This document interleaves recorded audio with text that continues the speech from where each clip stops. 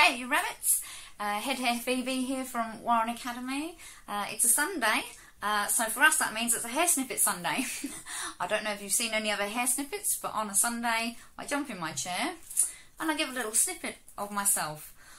So these videos, Hare Snippet videos, take the form of the what I've learned or lessons I've learned type videos. This Hare Snippet I've called Don't Deny Yourself. I've had this experience, and I guess this is the storytelling aspect, so let me tell you a little story. It was some time ago, and I went into a space, and I was having a pretty average day, and I found myself getting quite irritated. Some things I was hearing, certain views, decisions and actions, and the people around me were just going through the motions I guess that they have to go through. One of the people in the meeting was someone I very, very much respected, and I have always valued their opinion, and I found myself in that space just very uncomfortable, and I did express that. And I felt at the time I've articulated this very well. I've been measured and respectful. I was quite pleased with myself that I had spoken up. I feel obligated to speak up all the time. Sometimes you do have to pick your battles, but I usually will at least say something and make it clear that I'm not in complete agreement, and I think that's very important. So when I left, I didn't really feel, well, I felt pretty neutral about the whole thing. I've just been doing my job and doing what I do. Later though, I received an email from the person that I very much respect, and it was just a very short one, just a few sentences, you know, and I read it. It basically said, "I would love to chat to you about what you said in the meeting today. That was brave, and it causes certain things, and would you mind if we can discuss this further?" It was something to that effect, and I got those butterflies, thinking, oh, did I not express it very fairly? Was I quite aggressive, or can be quite an aggressive person? I'm aware sometimes, or at least it would look that way. Most of the time it's just passion. Most people who work with me know that. But I thought, oh wow, if I've been in a day where where my self-awareness has been really very low, and I was thinking, oh God, what did I say?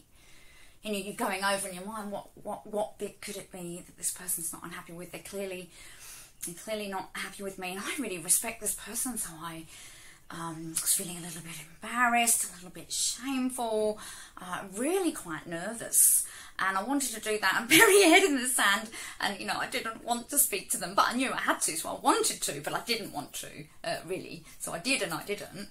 And it was just an awful couple of days, because we'd agreed a time to speak.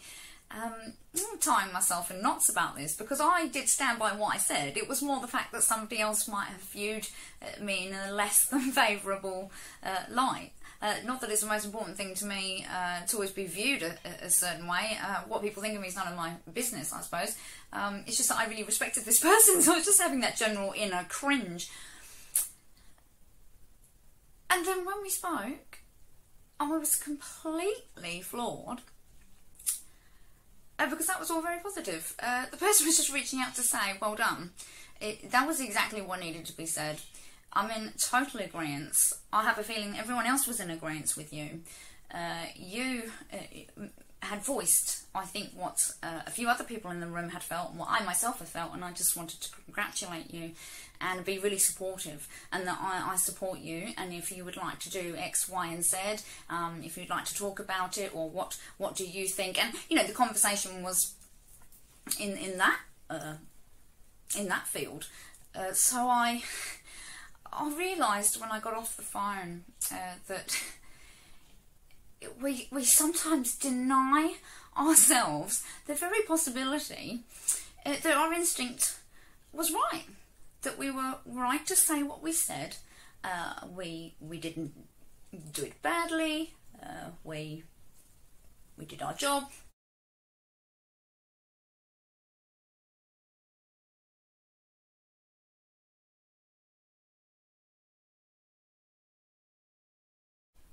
So what I learned was that we sometimes deny ourselves, completely deny ourselves, the very possibility that what we have done is absolutely what we intended. It was fair, good, brave, or whatever it was that you were intending it to be, that it is that. And it has been seen as that.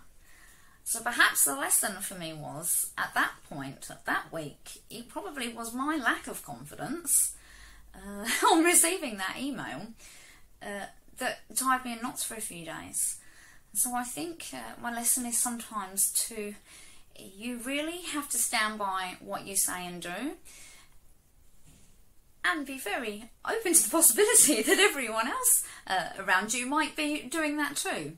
And that just because you have spoken up in a certain place and been really quite firm on something, it doesn't mean that you have ruffled everybody the wrong way, that it's terrible, that this is all part and parcel of advocacy and you're supposed to feel terrible like this all the time, and upsetting people is part of it. That wasn't it at all. And later I discovered that even the people that I was disagreeing with gave me a great deal of respect for that, and we developed very good relationships. I was brought on to other projects with them, and that these things are meant to be.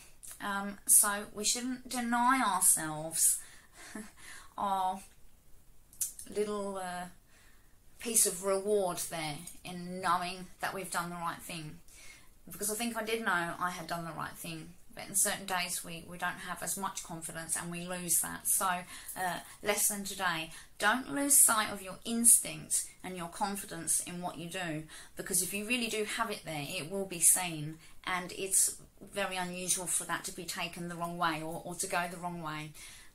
Do what you do and do what you do best, and take support where you can get it. Sometimes things won't go as well, but as long as you know you're true to yourself and you've done things fairly and respectfully, we shouldn't deny ourselves the possibility that we've affected other people really, really positively. Thanks for listening.